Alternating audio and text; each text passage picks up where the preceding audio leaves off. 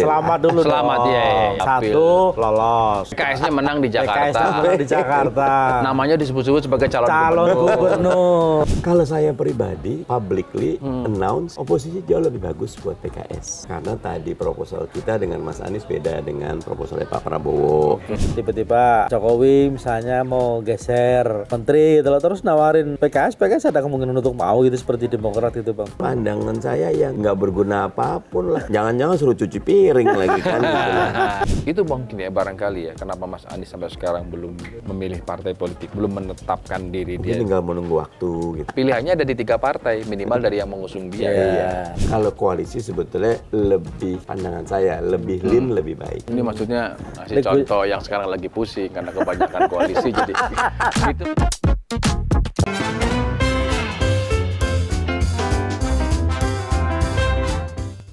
Ketemu lagi di Lanturan, ngelanturnya pasti mudah-mudahan relevan. Amin. Amin. Belum apa udah Langsung ketawa. amin. Lanturnya itu loh. Ya. Mudah-mudahan relevan. Relevan. Bang Mardhani, Bang Mardhani. Sehat ya. Alhamdulillah. Selamat dulu Selamat dong. ya, Dapil. Satu, lolos. Suaranya Oke. lumayan besar. Suaranya. Amin, amin. PKS-nya menang di Jakarta. PKS-nya menang di Jakarta. Namanya disebut-sebut sebagai calon gubernur. Aduh banyak sekali. Iya kan? Artinya Aminnya amin, banyak amin, yang amin disyukuri. ya Rabbal Alamin. Nah, jadi kita ngomong dulu soal, karena tadi selamat PKS, suaranya signifikan.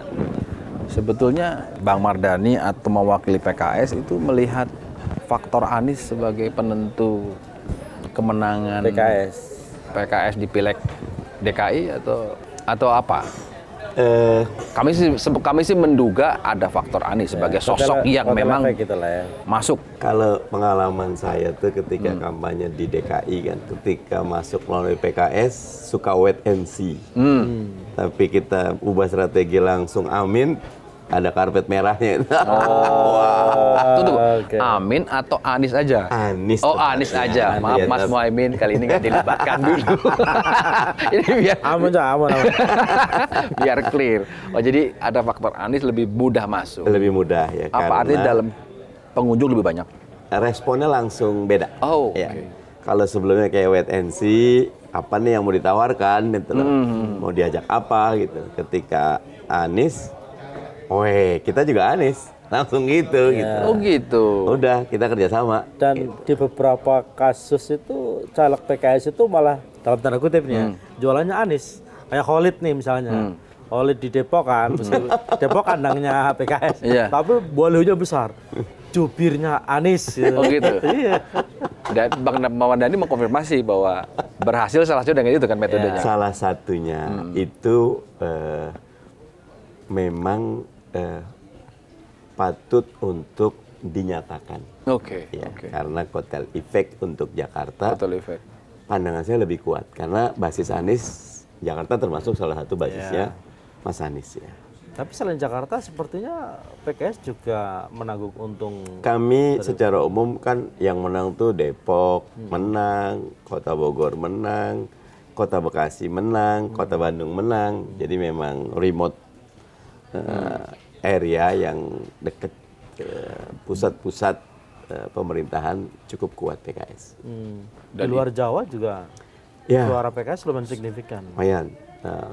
Bahkan pertama kali ini kita dapat, nggak pertama sih, dulu sempat 1999 DPR RI dapat lagi dari Maluku Utara. Utara dapat, Maluku tetap dapat. Ya. Tadi di ruang tunggu kata Bang Mardhani, kalau PKS menang di DKI itu bukan PKS yang bagus, karena PDIP-nya lagi jelek. Merendahnya bisa aja. Harus tahu Karena diri. PDIP-nya lagi turun kursinya. Kami kan kalau kita menang, kemarin PDIP 25 ya. Kita di 25, buat saya itu definitely menang. Oh. Ya, tapi dengan 16 ke 18, PDIP dari 25 turun ke 15, kita naik ya. Tetapi dengan rendah hati, bukan kemenangan mutlak. Karena kita juga nggak punya golden ticket. Golden ticketnya kan 20% dari 106 anggota itu 21,2. Tapi karena di bawah 5, jadi 21. Artinya nggak bisa nyalonin sendiri kan? Ya, kurang 3. Dan nyari 3 tuh agak susah karena mungkin P31, Perindo 1, sisanya Demokrat 8, PKB 10, Golkar 10, Nasdem 11, Gerindra 14, PDIP 15, kita artinya nggak ada. Kalau ada aja yang 3 atau 4 kan enak tuh, 218 sama 4, 22 jadi kali gabung. Lean. Kenapa nyarinya yang kursinya ngepres gitu, nggak yang gede sekalian? Kalau koalisi sebetulnya lebih pandangan saya lebih lean lebih baik karena lebih simpel ngaturnya gitu. Ini maksudnya ngasih contoh yang sekarang lagi pusing karena kebanyakan koalisi jadi itu maksudnya sebut aja Bang, nggak apa-apa udah pada tahu. Udah pada tahu Bang. Kalau saya kan ya politik kan harus juga berbasis sains ya. Iya. Kayak kemarin undang-undang Kementerian Negara, saya bilang jumlah itu memang hak prerogatif presiden. Monggo tidak perlu perdebatkan. Fixkan 34. Tetapi saran saya sebaiknya lebih sedikit. Karena kalau lebih sedikit. Iya, karena kalau ngikut kepada reformasi birokrasi mestinya ada downsize. Reformasi birokrasi itu dasarnya adalah miskin struktur kaya fungsi. Jadi strukturnya dikit aja, tapi fungsinya kaya. Sehingga nanti koordinasi, sinergi, kolaborasinya enak. Kata Pak Prabowo, situ enak ngomong begitu. Kita yang udah ngejanjin banyak orang, butuh banyak kursi, mau sedikit lagi. Itu satu. Kalau lebih sedikit nanti PKS nggak dapet dong. Ya kalau berbasisan, saya pertama nih, pandangan saya science based politics ya. Bukan praktis ya. Bayangkan. Ruang fiskal kita pendek loh, sedikit sekali itu. Kenapa? Karena belanja pegawai kita tinggi, belanja barang kita tinggi, utang luar negeri kita tinggi. Ya, gimana kita mau melayani masyarakat? Caranya ketika downsize, maka ada banyak yang bisa dikurangi sehingga mayoritas bisa deliver buat ke masyarakat. Tentu itu pikiran yang baik karena belum lagi kalau kita melihat ada toksik nih ya, toksik dalam bab koordinasi. Jangankan antar kementerian, kadang antar direktorat juga sudah nggak sektoral nyambung. ya. Apalagi kalau antar kementerian. Gitu itu akan ke bawah kan. Artinya penambahan satu nomenklatur kan tidak hanya di Jakarta. Dia akan turunannya pasti akan sampai di level Pak kabupaten Jokowi, kota. saya mau nih, Pak Jokowi juga teriak-teriak kebanyakan studi banding, kebanyakan rapat. Nanti sebenarnya sederhana Pak Jokowi. Ya karena tadi fiskalnya sedikit. Yang bisa dilakukan dengan fiskal hanya sedikit, itu. yang bahasa saya yang bukan yang substansial, tetapi sesuatu yang elementer, cuma aksesoris gitu loh. Ya, karena apa? Untuk substansial butuh fiskal yang money matters gitu. Kalau anggarannya nggak cukup, misal nih jalanan banjir, ini kecil, terus sekarang gali-gali dulu aja, tapi tetap aja memang nggak menyentuh hal yang paling substantif gitu loh. Ya kalau digedein, gede ini, duitnya dari mana? Ngurang yang lain. Kalau kosnya kebanyakan, ya kalau tadi gimana Pak Prabowo? Tentu Pak Prabowo lebih pandai, tapi kalau saya, ya pemimpin itu enak menyelesaikan masalah dari awal. Dari awal dia sudah punya sikap kepemimpinan yang tegas. Nah dari situ dia akan memudahkan itu. Katanya makin banyak kepala makin baik, Bang. Buat maksudnya Takim tuh makin banyak kepala makin maju. Karena ini udah maju kan koalisi. Ya bisa jadi dalam perspektif husnuzonnya semuanya niat membantu. Tetapi ketika makin banyak kepala, gampangnya gini. Posisi menteri sama wamen, pandangan saya kosnya sama itu. Kan tetap harus fasilitas, ada fasilitas, operasional, harus ya, operasional. Ya. Apalagi kalau menterinya dibanyakin, wamennya juga banyak, gitu loh. Di bawahnya banyak. Katanya gini, jangan wamennya, wamen 1, wamen 2. Katanya gini, kalau menteri, mau berapapun jumlahnya nggak masalah. Mau wamennya 7 atau berapa, yang penting presidennya 1. Karena yang ngambil keputusan presiden. Boleh, tetapi kan kita kayak logika tongkat nih kan. Tongkat. Kalau kita angkat yang atas, yang bawah nggak diem itu, ke atas juga ketarik juga gitu. Ya. Artinya ya gimana mau ngelayanin masyarakat gitu loh. Artinya beban fiskalnya akan makin tinggi. Besar. Artinya, apalagi situasinya lagi tidak baik-baik saja ya, kan. namanya secara overhead cost kalau di bisnis gitu kan, banyak kan. Dan kita sekarang nih udah bagus kok. Jadi kalau Pak Jokowi sekarang nih digitalisasi itu dampaknya memang ke mereduksi jumlah tenaga kerja. Memang kita ada problem nih, gimana penyerapan tenaga kerja. Nah betul-betul kita jadi negara industri, Saya pikir jadi negara yang manufaktur, dan itu perlu uang, perlu riset, inovasi. Uangnya jangan dikit-dikit, tapi gede satu, gede jadi gitu loh. Jangan nanggung-nanggung. Ini kita mau ngomongin calon menteri atau calon gubernur sih? Ini udah bicaranya nasional. Yo, kan bisa dua-duanya. Oh, bisa dua-duanya ya. Calon menteri bisa, calon gubernur juga bisa. Enggak, tadi kan kita kita sudah mengapresiasi tadi Bang Mardhani sebagai kader PKS mengatakan bisa jadi ada faktor dari seorang Anies Baswedan, kotel efek. Menurutku itu harus diapresiasi. Tapi berikutnya adalah dalam berkaca dari pemilu kemarin, PKS dalam jangka panjang nggak melihat Anies dipermanenkan sebagai kader, dideklarasikan sebagai anggota gitu. Sejauh ini kan kemana-mana gitu. Artinya satu bagus juga buat seorang Anies Baswedan mungkin, atau bagus juga bagi PKS karena sudah punya plan yang jelas. Oke, ini 5 tahun lagi ini nggak lama loh. 2029 kita paling tidak. Kalau lagi-lagi kalau science based gitu, approach gitu. Saya ini susah sih, orang teknik masuk ke politik gitu. Hitungan apa pikiran itu teknik rasio aja. Nggak apa-apa. Nggak apa-apa, malah lebih bagus. Yang kurang dari PKS itu gini, sistemnya bagus, kadernya bagus, elan perjuangannya bagus, kaderisasi bagus. Satu yang kurang tokoh. Oh, tokoh. Iya, karena semua. Katanya tadi peruntungannya nggak bagus karena di luar terus. Takim ini kadang-kadang itu juga science based juga kan? Science based, tapi bisa dijawab. Bisa dijawab ya. Kayak misal kalau kita ikut gabung ke Pak Jokowi yang dulu kayak Pak Prabowo ya beda lah. Kita kan lagi-lagi kita kan partai Islam, satu kata perbuatan. Dengan Pak Jokowi kita berbeda. Waktu kita dukung Pak Prabowo 2 kali itu dia berbeda, proposalnya berbeda, programnya berbeda, approach-nya berbeda, sehingga yang cocok ya kami oposisi. Kalau saya kan bikin hashtag kami oposisi. Ya sudah, jadi nggak ada peruntungan yang memang monggo gitu loh. Gitu. Dan, udah pilihan. Dan terbukti PKS tidak berkurang, suaranya naik bahkan kan. Gitu, terbukti naik. PKS tidak berkurang meskipun ada tetap oposisi. Biar suara pemilu depan naik lagi, PKS oposisi lagi berarti sekarang. Tapi itu berdampak kepada kas partai.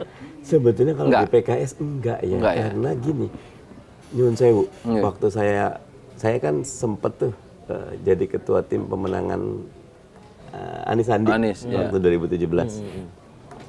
Itu kalau teman-teman Gerindra katakan sebutkan, bilangnya gini, almarhum Taufik bilang, kan ente mah enak PKS, ngumpulin kader, kumpul semua. Oh ada, Karena kita kan ikatannya bukan ikatan politis saja, ideologisnya, perjuangannya.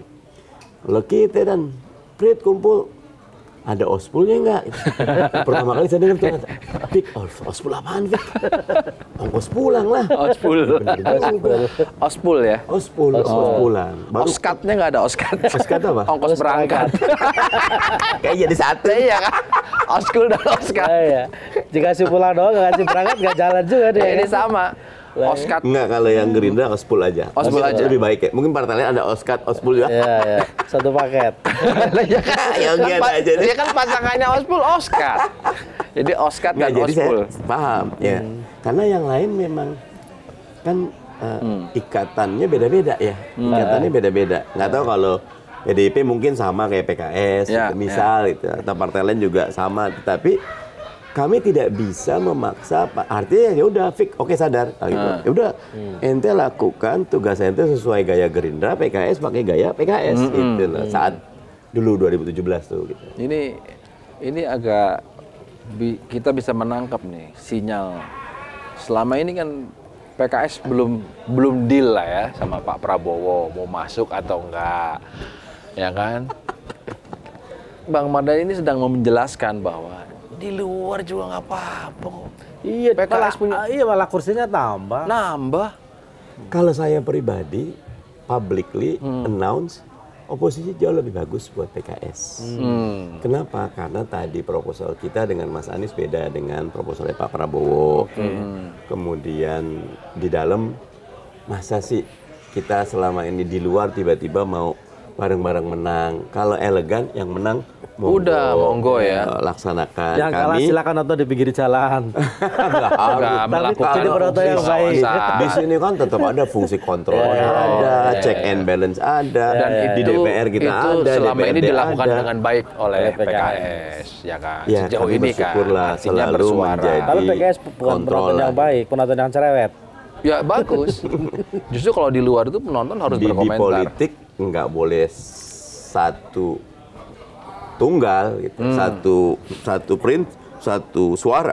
Itu mah tirani namanya kan. Belajar kelompok. Iya. Tapi kabarnya suara di PKS terbelah nih Bang, antara yang pengen gabung masuk ke pemerintahan sama yang tetap ingin bertahan di luar pemerintahan. Bener? Iya, namanya kepala banyak orang pasti punya banyak pikiran. Tapi dua-duanya saya ketemu beberapa teman yang koalisi aja gitu. Alasannya apa? Ya, kita bisa langsung mendelivery semua janji kita gitu loh. Kita bisa langsung belajar mengelola kekuasaan biar kita nanti ketika dapat tidak gagap. Biar kita juga bisa langsung membantu banyak saudara kita, misal di Palestina atau segala macam gitu. Bagus saya bilang. Tetapi saya tetap oposisi selama belum keputusan ya. Kalau keputusan nanti lain. Tegak lurus ya. Iya, kalau di partai itu sederhananya, ya pribadi itu harus di bawah institusi. Kalau Anda pengen pribadi di atas institusi, jangan berpartai. Bikin ormas atau bikin yayasan, itu wajar gitu. Oh, itu yang kemudian menjawab, paling tidak hari ini kan ramainya DPW PKS mengusung Anies Baswedan. DPP mengusung kader internal yang orangnya ada di hadapan kita. Itulah. Iya kan? Jadi bisa jadi dari DPP berpikir ini bagian dari wait and see dengan Prabowo. Supaya kita lihat nih, siapa tahu menjadi bagian kawan dalam pilkada. Bergen gitu lah. Menjadi ya. tiket untuk masuk Ke bagi yang berpikiran koalisi atau ada di dalam. Tapi DPW PKS DKI kan juga melihat, menang DKI. Kursinya 18. Naik. Bang Mardhani kalau boleh komentar. Kirain mau pernyataan, saya nggak komen. Kan karena lama disebut. Boleh komentar. Kira-kira termasuk ini klarifikasi nih. Oke, memang saya betul ingin maju, tetapi memang situasinya tidak mudah bagi saya karena individu harus tunduk sama institusi. Yang kedua, sekalianlah Mas Anies. Udah dijawab. Sekalianlah Mas Anies supaya nggak mengambang-mengambang, perjelaslah identitasmu. Kalau enggak, kursinya saya ambil. Mana Bang? Jadi gimana nih Bang? Ini urusan pilkada DKI ini. Kita mengklarifikasi. Ini keren ini. Bisa baca pikiran. Ya, gimana Bang? Kalau nggak keren nggak jadi wapemret. Oh iya, keren ya. Yang pertama tentu figur Mas Anies ini punya tempat tersendiri di PKS. Punya tempat tersendiri, spesial lah ya. Spesial. DNA-nya nyambung dari 2016 lah kita berinteraksi sampai Pilpres kemarin selalu punya frekuensi yang sama, dengan kader juga punya penerimaan yang tinggi gitu loh, sehingga sangat wajar kalau teman-teman di DKI mengajukan Mas Anies. Apalagi di beberapa survei cukup tinggi. DKI juga basisnya Mas Anies. Jadi semua pertimbangan elektoral dan politisnya benar, teman-teman di DKI. Nah tentu suara DKI ini akan menjadi masukan buat di DPP. Seperti apa keputusan di DPP, karena saya sudah ketemu beberapa menyatakan ya kan 27 Agustus masih lama. Kita coba lihat dulu perkembangan gitu lah. Ya, termasuk kalau apakah PKS akan koalisi atau oposisi, ya bisa jadi itu berhubungan Tetapi kalau saya menegaskan sebaiknya politik di nasional jangan dicawe-cawekan ke politik di lokal. Artinya pilkada biarkan berjalan dengan normal, jangan ada cawe-cawe dari penguasa nasional. Presiden, siapapun orang di pusat, presiden yang mana nih, Bang? aja. Enggak, presiden yang mana pertanyaannya? Presiden yang mana nih maksudnya? Kalau presiden sekarang masih satu, Jokowi aja. Gitu. Oh iya. Bukan, tapi yang Pak tadi... Prabowo menhan kok. Oh iya. tapi kan pilkada aja November. Setelah dilantik. Udah ganti. Tadi aku menarik nih, Bang Mardhani mengatakan kalau bisa politik nasional jangan cawe-cawe ke daerah. Tapi apa mungkin itu prakteknya? Dalam banyak kasus kan mau nggak mau tetap ada komunikasi. Kalau ngelihat yang sekarang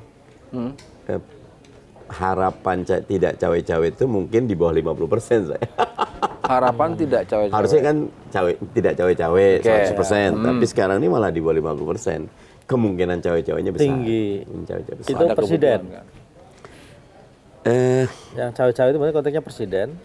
Iya. Presiden yang mau tenggelam atau presiden yang mau terbit?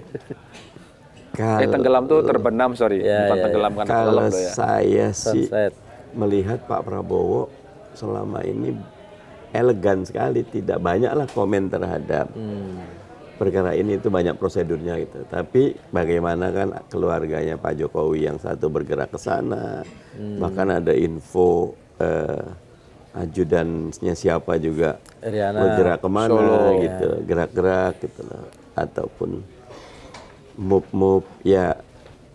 Mungkin orang bilang itu nggak cawe-cawe lah, itu haknya. Ya? Benar, itu haknya. Tetapi ketika kita mencoba untuk jujur, tidak simetris gitu loh.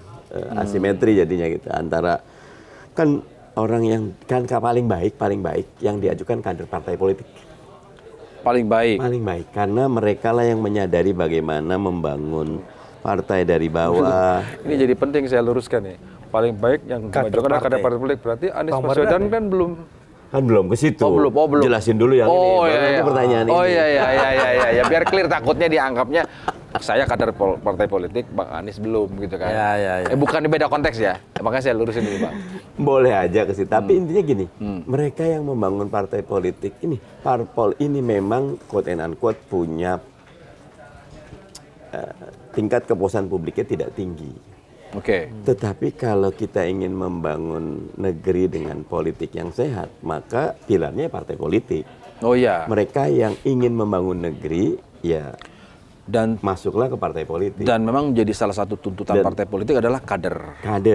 Dan bahkan tidak bisa maju pilpres, kalau pilkada bisa independen ya. Tapi tidak bisa maju kecuali didukung oleh partai politik. Sekarang ada tren, nggak usah masuk parpol lah, kita jadi free player aja gitu loh. Atau nanti bisa beli kendaraan. Kasusnya Anies. Maksudnya Anies nih. Bukan cuma Mas Anies ya. Kalau Mas Anies coba siapa? Malah selama ini hubungannya deket ya. Banyak lah. Kepala daerah yang wakil presiden terpilih tiba-tiba masuk, dimajukan segala macam gitu. Bukan menuju ke kalau wakil presiden. Spesifiknya saya tidak terlalu menukik, tetapi nanti kalau teman-teman Kompas lebih banyak kok membuat data mana yang memang kader real partai politik ya. Ganjar kader lah. Gitu. Pak Prabowo kader Gerindra membangun. Kita sebut aja siapa lagi? Ayo kita hitung satu-satu nih. Ridwan Kamil sekarang udah kader bagus. Dari 01 nih. Anies serius. Bukan. Muhaimin kader. 02 Prabowo kader. Gibran kadernya kan dulu kader PDIP ya, gitu. Sekarang saya nggak tahu gitu. Kader berarti cuma Anies Baswedan. Cuma Anies berarti dong Bang. Ini patut dicurigai nih, Pak. 03 nggak dilihat. Ada Mahfud. Ada Mahfud, bukan kader. Iya. Itu Pak ini. Ada aja. Ya. Kenapa kita ingin mengeksplorasi itu? Karena begini, sekali lagi kita ingin melihat bahwa oke lah, 2024 kan sudah selesai prosesnya. Tapi kita melihat 5 tahun ini sebentar loh. Bentar. Dan itu pasti satu rangkaian dengan apa yang disiapkan sekarang. Itu yang kemudian tadi Bang Mardhani mengatakan, ya 50% lah kalau nasional tidak cawe-cawe di daerah. Salah satunya kan untuk memulai fondasi untuk ke sana. Setuju saya. Makanya mungkin seruannya kepada siapapun tokoh, ya jenis kelamin kita tuh sebaiknya jelas. Mau partai yang mana gitu loh. Monggo. Dalam banyak hal Ridwan Kamil kan dulu sempat di PKS, kita dukung ya. Oh, Terus didukung Nasdem, belakangan dia menjatuhkan pilihan ke Golkar. Monggo, itu haknya gitu. Dan beliau sekarang udah terlibat, bagus itu. Nah, Mas Anies, ya sebaiknya segera menentukan. Dan sehat kok, mau ke Nasdem, monggo. Mungkin PKB mau terima, monggo.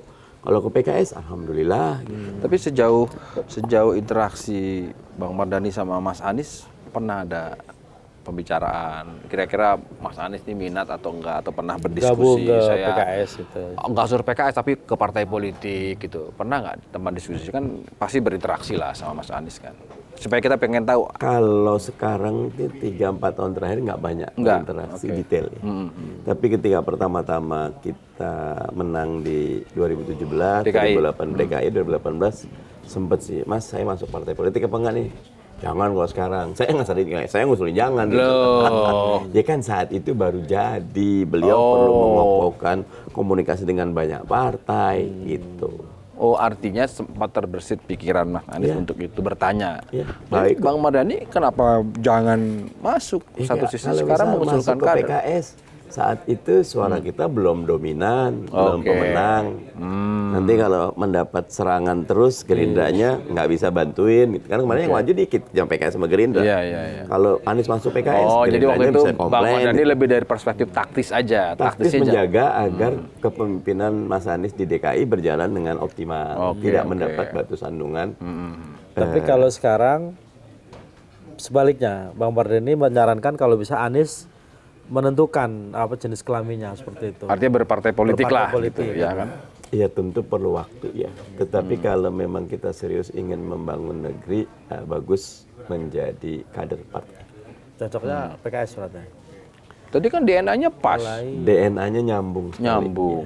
Tetapi kan Mas Anies mungkin juga sebagian teman-teman tuh punya pendapat kan PKS partai Islam ya, ingin yang lebih luas ruang geraknya, mau yang nasionalis monggo. Oh Aniesnya.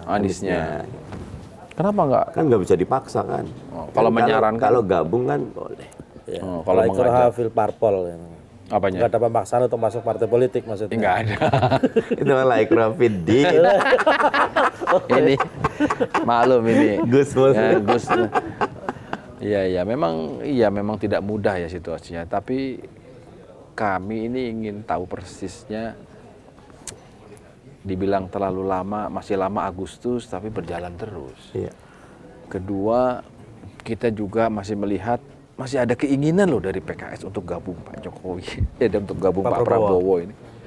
Masih kelihatan lah dari gesturnya dengan bahasa. Ya tadi kan saya bilang, masing-masing punya alasan. Dan alasan mana yang akan ditindaklanjuti kan tidak cuma sekedar kemauan PKS. It takes two to tango. Kan, gitu. Belasananya nerima apa enggak gitu kan. Kan perlu tapi juga. Gitu. Majelis Syuro emang belum ambil keputusan ya Bang? Belum. Belum ya? Karena ya kan pelantikannya tanggal 20 Oktober 2024. Kemarin waktu kita itu bulan April. PKS sudah ada contohnya yang kemarin Rakernas. Gue mainin dulu aja. Jadi PKS kita duluan kok. Oh duluan. Kan majelis kita duluan. Oh iya. Jangan dimainin lah bab ini, jangan dijadikan permainan. Tapi saya tetap maaf yang pernyataan Bu Mega itu kan pernyataan kembang ya. Iya. Saya yakin beliau dengan seksama mencermati segala kepentingan. Tapi sejauh ini apakah sudah ada proses komunikasi dengan Prabowo PKS? Yang bisa jawab tentu kalau nggak presiden sekjennya atau majelis syuro atau wakil ketua majelis syuro. Tapi secara historis kan PKS dengan Prabowo kan dekat sekali. Saya tuh terakhir ketemu Pak Prabowo sebelum ada Gelora tadi. Nggak juga sih. Enggak juga ya, masih bagus kan? Mereka belum gabung aja Gelora udah kamu kan. Kok kenapa bisik-bisik ngomong Geloranya? Bang Mardhani udah tahu kok Gelora pakai bisik-bisik segala. Gelora, emang nggak ada mic. Ya Bang ya, udah biasa aja, itu kan pilihan politik. Dekat sama Prabowo sebelum ada Gelora deh. Setelah ada Gelora jadi agak gimana gitu. Enggak kan Bang? Sama aja kan? Enggak, Pak Prabowo orang yang sangat rasional. Agustus 2023 saat 16 Agustus kan pembacaan APBN tuh ya Pak Jokowi, Pak Prabowo datang gitu. Saya karena di depan nyamperin itu. Dia nyari Bang Muzamil, ketemu saya. Giniin kita salaman, siap. Oh, itu tanda. Putaran 2 saya bilang, nggak ada putaran 2. Oh, Pak Prabowo tetap akrab kan, karena ada Ketua sejarah. Majelis Syuro sangat menjaga hubungan. Bahkan ketika Pak Prabowo gabung ke Pak Jokowi, kulo nuwun dulu ya. Ke Ustaz Salim. Ya. Monggo kan kita kan tiap partai punya kebebasan. Tapi boleh nggak? Hubungannya baik. Boleh nggak sih dibilang begini karena posisi DPP PKS dengan DPW DKI berbeda sementara ini ya soal belum tentu DKI. Berbeda lah. Ya paling tidak yang muncul belum itu kan ada keputusan. Usulan dari DPW boleh udah dibilang ada. begini nggak? Kalau nanti DPP PKS bergabung ke dalam pemerintahan Prabowo, bisa jadi PKS tidak akan mencalonkan Anies Baswedan sebagai gubernur. Artinya Bang Mardhani yang punya potensi untuk artinya maju. kader internal. Kalau saya kan oposisi agak repot. Loh, ini kalau PKS-nya bergabung. Iya enggak, maksudnya kalau tadi saya disuruh gantian Mas Anies, peluang kita bergabung dan di proposal gabung itu misal ada item term and condition jangan dukung Anies, bisa jadi namanya. Iya kan? Membesarkan anak macan misalnya. Iya. Kan Mas Anies ini masih punya peluang untuk berkontestasi di 2029. Ya. Ya, dan spotlight paling pas ya di DKI. Gubernur DKI. Jakarta. Iya. Jakarta. Ya. Nah tetapi itu kan persepsi kita.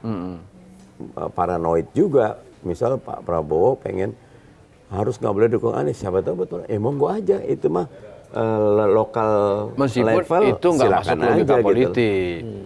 Secara rasional politik nggak mungkin masuk kalau misalkan Pak Prabowo silakan aja senaif itu gitu loh, nggak apa-apa kita bersaing dengan sportif. Nggak mungkin karena kan melihat berkaca dari 2024 kan itu kan logika politik agak ya mungkin cuma 20% lah peluangnya, tapi kan melihat 2024 pasangan Amin yang katanya dengan logistik terbatas, dengan mesin yang cc-nya kecil, survei paling buncit, tapi bisa melewati Ganjar Mahfud itu. Artinya orang pasti melihat, wah ini potensial. Dan kalau kita ngelihat 2029 ya, 40 kan, juta loh iya. Tinggi loh. Betul, 40 juta.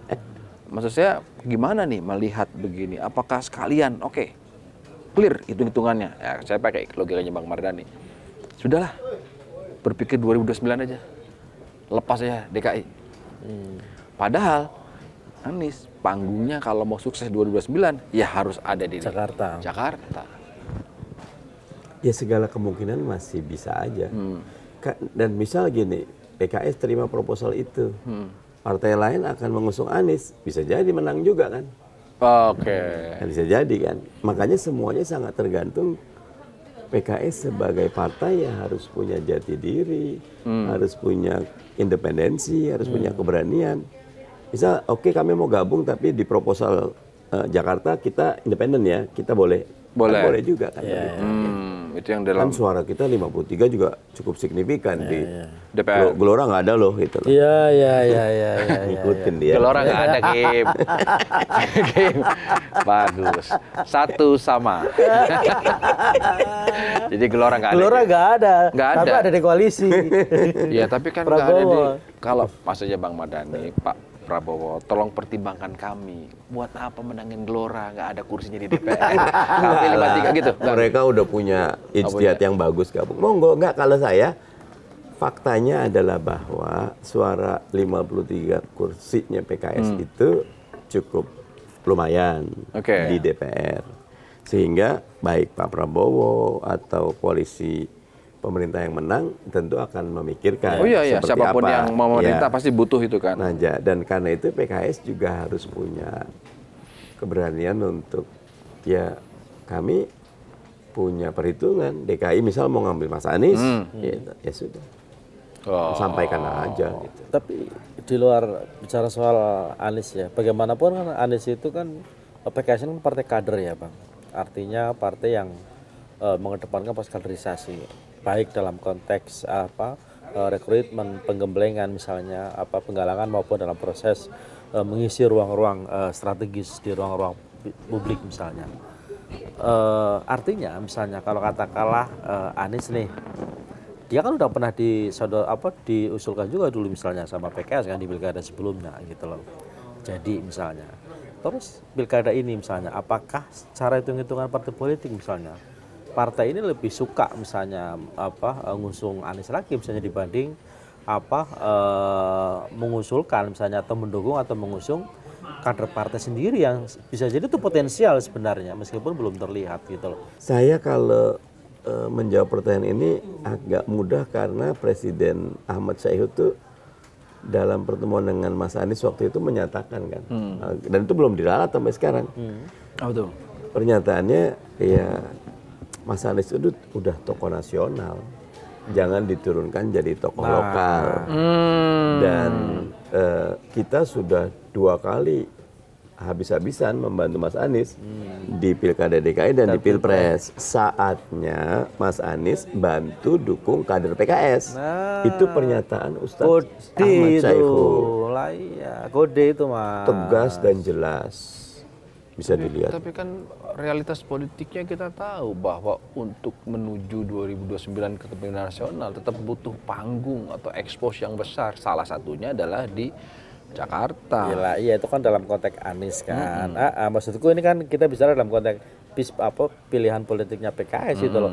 Apa yang disampaikan Bang Mardhani tadi itu kan secara tersirat ingin menyatakan gitu loh bahwa kita udah dukung lo nih 2 kali gitu loh. Sekarang giliran lo nih dukung kita. Seperti itu. Terus kata Mas Anies jawab, dukung pakai apa? Aku nggak punya apa-apa. Partai juga nggak punya. Jadi ini konteksnya lebih istilahnya tuh mengisyaratkan bahwa peluang Bang Mardhani untuk maju masuk bursa ini nanti lantaran kutipnya pendapat saya jelas kok tuh. Bisa nanti bisa kita publicly kok itu. Ya Bang. Berarti peluang Bang Mardhani lumayan nih. Maksud saya gini, pernyataan Ustadz Syaihu buat saya sesuatu yang secara kaderisasi benar.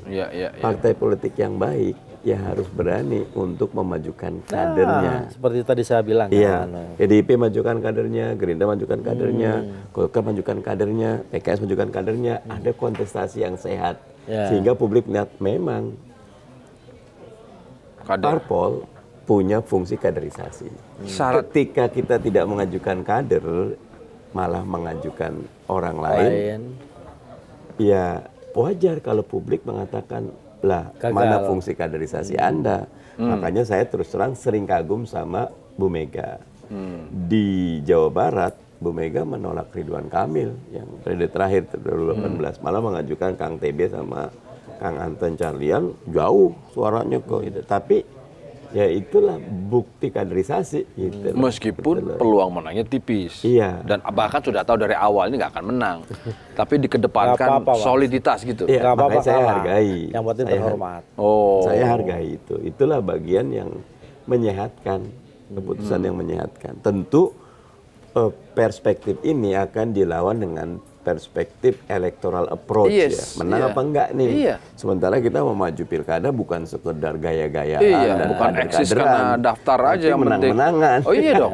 Nah, makanya yang paling baik kader tapi punya popularitas yang baik. Kader punya popularitas yang baik. Ya paling tidak modal 1 kursi lolos Senayan Bang Mardhani bisa jadi syarat gitu. Jangan perspektif ke bukan saya. Itu? Oh bukan? Oh, ya kan kita boleh ke sana itu satu. Kalau saya nyebut nama Soebul Iman itu layak sekali. Udah presiden partai, sempat wakil ketua DPR, dapilnya pindah dari Jakarta pindah ke sana ke PD terus bagus. Ini untuk udah matang. Untuk DKI. Kan yang disebut nama Soebul Iman dulu yang pertama. Baru saya yang kedua, ketiga Ustadz Herudin, ketua DPW. Kalau internal ya. Itu yang internal.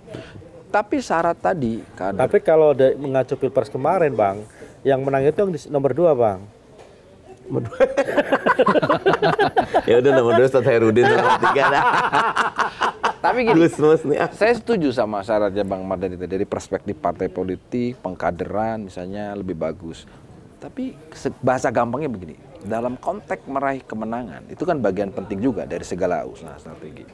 Itu bisa nggak sih itu selesai dengan Mas Anies atau siapapun lah, sekarang Mas Anies lah yang katanya DNA-nya sudah cocok, itu jadi kader dideklarasikan, masuk anggota lah minimal, itu bisa masuk otomatis kader atau tetap dianggap itu instan karena dia ada pencalonan, ada. Kalau buat saya, atau sama aja derajatnya. ketika satu figur masuk parpol, tidak ada yang instan, karena itu pilihan yang beresiko buat si figur bersangkutan. Yang selama ini beliau mungkin bisa berselancar di antara koridor abu-abu menjadi tidak bisa berselancar lagi. Karena dia sudah punya rumah. Sikapnya harus punya sesuai dengan garis partai. Sehingga ketika sudah punya rumah tadi, dia nggak bisa lagi tuh. Misal Kang RK ketika nggak masuk Golkar, dia bisa berselancar banyak itu. Ketika sudah masuk, ya ada keputusan partai yang harus diikuti. Gitu. Dan beliau menerima konsekuensinya, berarti itulah pengorbanan menjadi kader gitu. Itu mungkin ya barangkali ya kenapa Mas Anies sampai sekarang belum memilih partai politik, belum menetapkan diri mungkin dia. Tinggal menunggu waktu gitu. Husnuzon aja. Oh, menunggu waktu. Pilihannya ada di 3 partai, minimal dari yang mengusung dia. PKB, Nasdem, PKS. atau PKS. Betul. Menunggu waktu apa nih Bang? Mungkin menunggu ilham gitu. Kayaknya Bang Mardhani udah tahu nih ada omongan-omongan apa gitu, tahu timingnya, cuman takutnya dianggap menjadi pembocor gitu kan. Tapi kasih clue aja nggak apa-apa sih Bang, dikit-dikit di-spill dikit lah. Misalnya waktunya doa aja doa. Iya. Karena lagi-lagi tadi sehat. Kalau Mas Anies masuk parpol, pandangan saya sehat. Karena ya beliau sudah punya rumah, ayo kita sama-sama bangun rumah ini. Dan kontestasi 2029 bisa dimulai dari sekarang, dan itu sehat. Tuh Mas Anies dengerin, kalau mau maju lagi di 2029 masuk partai politik biar sehat. Dan partainya bukan Gelora, PKS kan? PKS. 3 itu bisa lah. Oh 3 itu bisa. Kalau mau ke PKS buat saya kita bersyukur sekali. Bersyukur sekali. Pendapat saya pribadi ya. Tapi kan di PKS, problemnya di PKS itu mau Gus Mus, Mas Yogi, tokoh kayak apapun ya harus kaderisasi pelan-pelan. Oh iya. Publicly monggo ya, tapi namanya status kan harus berjenjang. Iya, tertib ya lah, tertib. Sekalipun sekelas Mas Anies misalnya yang sudah disebut oleh Presiden PKS sebagai tokoh nasional. Kalau masuk jadi ranting dulu gitu. Enggak dong. Ranting sih tidak harus, tetapi bisa masuk di pos-pos yang memang sesuai, tapi tetap ketika misal mau jadi anggota Majelis Syuro ya nggak bisa. Nggak bisa. Oh, ada syaratnya memang di ADART. Kita kan ada peringkat. Tapi kalau jadi presiden PKS nggak bisa Kim. Ada syaratnya juga, syarat keanggotaan. Nggak, takutnya gini, Anies gitu, aku mau masuk PKS tapi jadi presiden PKS. Iya. Ya nggak bisa, ada syaratnya Bang. Kalau di PKS untuk bab ini karena kita partai kader, ya kita harus menjaga prinsip ini. Ya. Dan itu yang buat kami, walaupun kami tidak XL size, M size, tapi ajak gitu dan kokoh. Ya selama pemilu kita terus aja. Dan suaranya naik loh, dari 8 juta, 11 juta, sekarang 12,5 juta. Tapi Bang Mardhani gini, kalau tadi bicara kembali lagi ke soal meskipun itu tidak mengenal istilah koalisi oposisi gitu ya, tapi kan check and balance itu penting dalam sebuah pemerintahan, itu satu. Kedua, saya ingin mengutip juga statementnya misalnya si Adi Pray gitu loh. Buat apa ada pemilu kalau ujung-ujungnya yang menang sama yang kalah ya di satu kapal yang sama, seperti itu. Nah, kalau dalam konteks hari ini misalnya PDIP kan masih agak bersayap gitu ya, belum memutuskan apakah di dalam atau di luar gitu loh. Minimal mengacu hasil Rakernas kemarin kan. Dari Rakernas kemarin. Nah, kalau PKS sendiri kapan akan memutuskan apakah di dalam atau di luar? Yang memutuskan nanti Majelis Syuro. Majelis Syuro tetap ya. Majelis Syuro 99 orang dan punya hak yang sama. Bisa voting juga kok. Bisa voting. Pernah ada di kasus apa itu waktu itu? Pemilihan ketua Majelis Syuro rata-rata voting. Pemilihan ketua Majelis Syuro. Ya internal. Tapi kalau yang terhadap penyikapan di luar partai ada nggak yang pernah? Kalau di luar belum dengar. Belum, secara umum kita biasanya bisa mengkomunikasikan dengan baik, sepakat. Oh gitu, termasuk misalnya mendukung capres mana itu mufakat, bukan voting. Beda, ada beberapa tapi tidak sampai ke voting. Oh saya baru dengar loh, voting ya? Voting. Ketua Majelis Syuro itu rata-rata dipilih voting. Dan jadi sekarang ini Majelis Syuro terus mencermati dan nanti akan mengumpulkan 99 itu untuk membuat keputusan. Karena gini, PKS ini katakanlah Majelis Syuro punya peranan penting ya. Kan dalam perjalanannya kan punya dua-duanya, Kim. Pernah ada di pemerintahan SBY selama 10 tahun. Sudah tahu A sampai Z-nya dan itu pasti juga bagian dari keputusan Majelis Syuro. Pernah ada di luar 10 tahun. Yeah. Lebih konsisten Pak SBY 10 tahun, jangan Pak Jokowi. Kalau tuntas 10 tahun juga. Yeah. Harus tuntas. Mau kenapa? Mau ada rencana KPK? Bukan kan. Dia mau nyontoh kayak Demokrat. Saya kan tidak bisa menyatakan besok enggak ada. Oh iya. Macam-macam. Ada yang masih 6 bulan lagi, Kim. 6 bulan. Ya. Masih bulan. Nggak, maksud gua ada rencana KPK. Ini ngasih contoh. Jangan terlalu konspiratif. Sama Pak Dai. Iya, maksud saya kan 6 bulan ini anything can happen. Misal ternyata ada pergantian, ada apa, itu di luar kita. Selama ini pokoknya kita di luar. Di luar. Ya artinya, boleh dibilang 10 tahun di dalam, 10 tahun di luar. Kalau statement Bapak Ria, pertanyaannya gini, kalau misalnya nih tiba-tiba Jokowi misalnya mau geser menteri gitu, terus nawarin PKS ada kemungkinan untuk mau gitu seperti Demokrat itu, Bang? Ya kalau sekarang emang ini udah 10 tahun. Pandangan saya yang nggak berguna apapun lah. Udah jangan-jangan suruh cuci piring lagi kan gitu lah. Iya. Kalau mau ya di awal lah gitu loh. Jangan naif gitu loh. Saya nggak komen orang lain ya. Enggak, ini ngasih contoh. Kamu mah kemana-mana. Ini ngasih contoh. Gak cuci piring. Enggak, ini contoh. Kebetulan ada yang sudah hampir 10 tahun jadi oposisi. Ternyata kalau itu berubah status setiap jadi partai pasti punya pertimbangan masing-masing. Dan harus dihargai, dihormati sikap tiap partai. Dan Demokrat juga pasti akan menghormati sikap PKS kalau bergabung ke dalam terakhir. Itu sama, tenang aja. Udah pasti dijamin. Kalau saya pendapatnya gini ya, tenang. Memang berkembang sebuah teori baru. Ya. Teori klasik kita kan selalu ada koalisi oposisi. Ya. Biar ada check and balance. Tetapi yang dikembangkan Pak Jokowi, quote and unquote, atau Pak SBY, ya, itu Indonesia ini kan sedikit anomali ya. Kita presidensial, tapi dengan sistem multipartai yang banyak. Mestinya rata-rata sistem presidensial, partainya sedikit. Nah, sehingga partai pendukung presiden biasanya menang mayoritas. Dan biasanya juga, Prancis contohnya presidensial, pilpres dulu, baru pileg. Makanya Macron dengan partai barunya bisa menang, karena figur Macronnya menang. Di kita dulu pernah pileg duluan, pilpres belakangan. Mana ada presidensial kayak begitu. Kalau pileg duluan, peran presiden tidak dominan. Padahal dalam struktur ketatanegaraan kita, presiden itu kepala negara, kepala pemerintahan. Kalau lihat undang-undang dasar, peran DPR itu cuma 2 atau 3 pasal. Presiden 13 pasal gitu. Artinya the very superman person in Indonesia presiden. Tapi dalam penataan politiknya enggak, karena tidak pernah presiden di pilpres duluan. Misalnya Pak Jokowi nih atau Anies, oke, menang pilpres, habis itu pileg dia mau bikin partai, monggo gitu, kalau lolos itu loh. Kalau nggak bikin partai, digabung partai yang lain, partai inilah yang nanti akan menang, sehingga terjadilah inline, presidennya didukung parpolnya yang menang di parlemen. Sekarang ini trennya paling tinggi itu zaman reformasi, PDIP 33%. Sekarang nih PDIP pemenang dengan 17%-an gitu loh.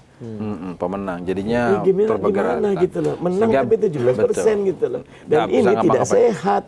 Jadi semua agenda perubahan presiden, karena nggak bisa jalan, kecuali dapat dukungan dari partai yang banyak. Sehingga dengan kondisi seperti ini, adalah ijtihad Pak SBY, ijtihadnya Pak Jokowi nampaknya akan diikuti oleh ijtihad Pak Prabowo. Nggak perlu ada dikotomi koalisi oposisi, tetapi gimana semua dirangkul biar agenda presiden jalan. kerjasama. Dan ternyata ketika dirangkul itu jalan. Ketika nggak dirangkul, ketika PDIP di luar zaman Pak SBY rame emang. Dan sempat kerepotan kan Pak Ya SBY. semacam lah gitu.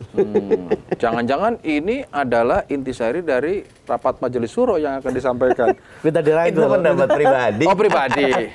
Tapi kalau tadi Bang Mardhani bilang bahwa yang benar itu adalah presiden dulu. Berarti yang paling betul itu PKS. Kenapa? Karena pemilu belum dimulai sudah punya presiden PKS. Ketemu lagi di Lanturan minggu depan. Terima kasih.